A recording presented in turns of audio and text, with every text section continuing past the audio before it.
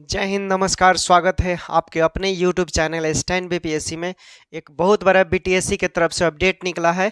उस अपडेट को मुझे बताना अनिवार्य है और आवश्यक भी है, क्योंकि ये संशोधन से संबंधित बातें हैं। और आपको हम ऑफिशियली, आपको हम ज़्यादा समय नहीं लेंगे, आपको ऑफिशियली जो भी है उसका नोटिस, हम आपको नोटिस दिखाएंगे। पहले आप वीडियो के अंत तक बने रहिएगा, पूरा वीडियो देखिएगा। मेरा, मैं बार बार बोलता हूं कि मेरा जो भी वीडियो है उसे पूरा देखने का प्रयास कीजिएगा। उसमें कुछ ना कुछ नई बातें ज़रूर होती है। हम एक ही बात को रिपीट नहीं करते हैं, नई नई चीज़ें जो भी अपडेट होते हैं उसी को हम आपके बीच लेकर आते हैं। और ये बीटीएससी का नोटिस है, बीटीएससी ने नोटिस निकाला है सामान्य प्रशासन विभाग का, और उसे आप लोग को जाने की ज़रूरत है। चाहे वो बीटीएससी एएनएम हो, चाहे बीटीएससी आईटीआई इंस्ट्रक्टर हो, चाहे बीटेक पॉलिटेक्निक डिप्लोमा, सभी के लिए है। बीटीएससी जितने भी एग्जाम कंडक्ट कराते हैं उस सभी मामलों से संबंधित मैटर है। तो सभी दोस्तों से, भाइयों से अनुरोध है कि प्लीज़ आप इस वीडियो को अंत तक बने रहिएगा, ठीक है। तो चलिए पहले हम आपको समझा देते हैं। चूँकि एक नोटिस निकला हुआ है, ठीक ना, आप सामान्य प्रशासन विभाग से, सामान्य प्रशासन विभाग की तरफ से, और मैं उसे समझाने का प्रयास करता हूं आप लोगों को कि पहले समझ जाइए, फिर आपको लेटर हम दिखा देते हैं, ठीक ना। देखिए, सामान्य प्रशासन विभाग का एक लेटर निकला हुआ है। और सबसे पहले जानिए कि सामान्य प्रशासन क्या होता है। तो ये राज्य शासन का क्या होता है, राज्य का जो प्रशासनिक व्यवस्था होता है, राज्य का शासन प्रणाली जो चलाया जाता है, उसी का क्या होता है, एक विभाग होता है। और इस विभाग में 21 कक्ष हैं और 8 प्रकोष्ठ हैं। और इस 8 प्रकोष्ठ और 21 कक्ष के अंतर्गत जो भी निर्णय लिए जाते हैं, जो भी फैसलाएं बनते हैं, जो भी संशोधन होता है, वो सब इसी से संबंधित है। सामान्य प्रशासन में कौन आ जाएंगे? ये सामान्य प्रशासन कहने का मतलब है कि लोक प्रशासन, जनता के कल्याण के लिए है। तो सरकार ने आदेश दिया सामान्य प्रशासन को, चूंकि प्रशासन जो है प्रशासनिक, वो सब राज्य सरकार के अधीन है। और जो सामान्य प्रशासन है, सामान्य प्रशासन ने किसको आदेश दिया है? बीटीएससी को। और बीटीएससी में बहुत सारे लोग होते हैं, बीटीएससी किसी एक व्यक्ति का नहीं है। बीटीएससी में एक टीम है, बिहार तकनीकी सेवा आयोग एक टीम है, और उस टीम के जरिए ही बीटीएससी चलता है। चूँकि यहाँ कहने का मतलब है कि जो राज्य सरकार है, ठीक है, राज्य सरकार में बैठक हुई है, और उस बैठक में जो भी सामान्य प्रशासन विभाग, जो आईएएस लेवल के जो सिविलियन अफसर होते हैं, सभी को वहाँ पर गठन किया गया, बुलाया गया और बोला गया कि देखिए, हम लेटर हालांकि दिखा देते हैं, बस आप पहले समझ लीजिए, हम लेटर आपको दिखाते हैं, साक्षात लेटर दिखाएंगे। ऐसा नहीं है कि हम हवाई में बातें करते हैं और लोगों के मुताबिक। और मेरे पास उतना समय भी नहीं रहता है कि हम दिन भर आकर वीडियो बनाएं, ठीक ना। एक ही वीडियो बनाएंगे, लेकिन इम्पोर्टेंट वीडियो बनाएंगे जो आपके हित में हो, जो आपके कल्याण के लिए हो, जो इन्फॉर्मेटिव हो, जो आपको बेनिफिट दे, समझिए। तो गठन हुआ, उस गठन में निर्णय लिया गया कि बीटीएससी कोई भी एग्जाम निकाल रहा है, चाहे वो मेडिकल लाइन का हो, चाहे वो इंजीनियरिंग लाइन का हो, सब क्या हो रहा है, सब कोर्ट में पहुंच रहा है। यानी कहीं ना कहीं बीटीएससी आयोग में ही प्रॉब्लम है, ठीक ना। कहीं ना कहीं इस तकनीकी सेवा आयोग जो है, बिहार तकनीकी सेवा आयोग, इसी में कुछ समाधान करने की ज़रूरत है, कुछ सलूशन करने की ज़रूरत है।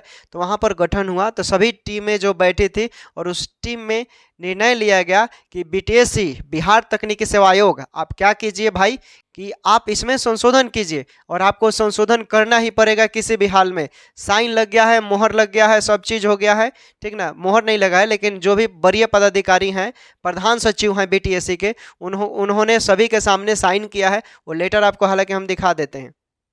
तो वो साइन करने के बाद संशोधन की उसमें बात आ रही है। तो समझ लीजिए संशोधन कैसे कैसे होगा।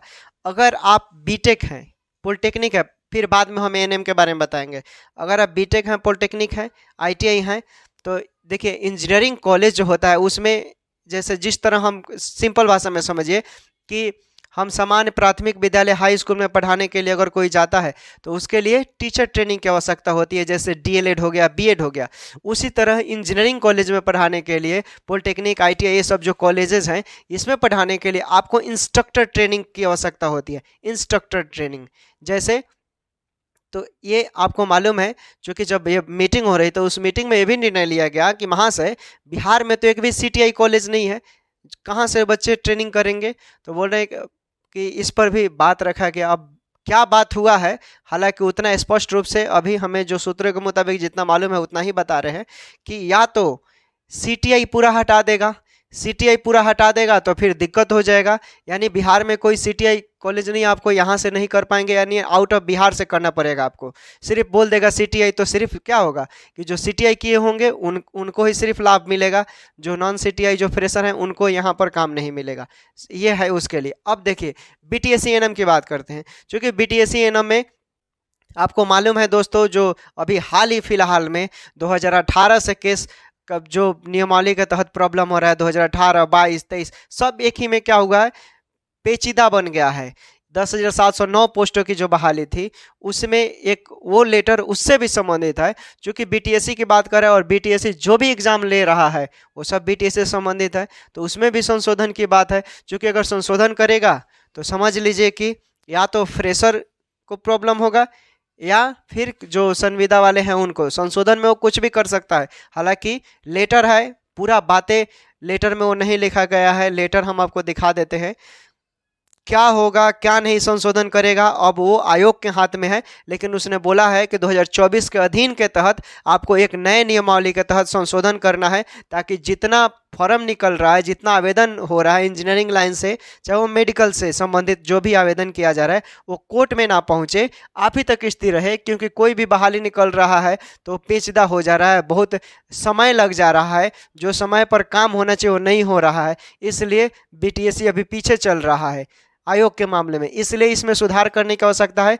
और नए नए जरिए से नए नियमावली के तहत इसमें एक संशोधन किया जाए कि ताकि जो भी फॉर्म निकले विद्यार्थियों के हित में हो और ज़्यादा से ज़्यादा बीटीएससी ही सॉल्व करे। कोई ऐसा नोटिस निकालिए आप, या आप नोटिस निकालते भी हैं तो उसमें संशोधन करने के बाद में आवश्यकता ना पड़े। जो एक बार नोटिस निकल गया वही रहे, मामला बाहर ना जाए, कोर्ट तक ना जाए, ये उसका अधीन है जो मीटिंग के अकॉर्डिंग हुआ है।